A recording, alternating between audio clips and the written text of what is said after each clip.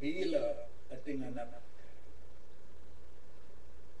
Ating katig kalapilang diklutuke tang serulan, penyak malke at penamas keng lambot ng titimplahan.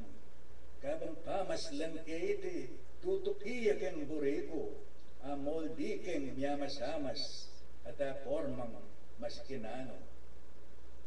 Silmuk keke tang redilya at milabas ingal doldo, niyang tutuki keng daklutan mi pamulala ko Diyos ko, o sinyes yang anting bato, at ekune apaslaman, ala na akong akarapat, menatili niyang makanyan.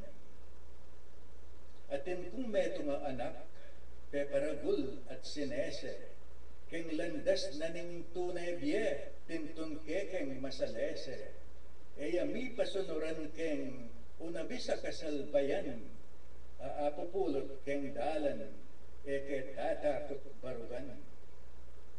Binye ko nga ning lugod ko, pekalingap kekeng sabla, minoldi ke at inusok keng kapurit-puring gawa. Lonyengening may ragul nang may sisanti ng pila, ing mayap ng panusansya, e kuna yalilan pa. Dakal pong salamat.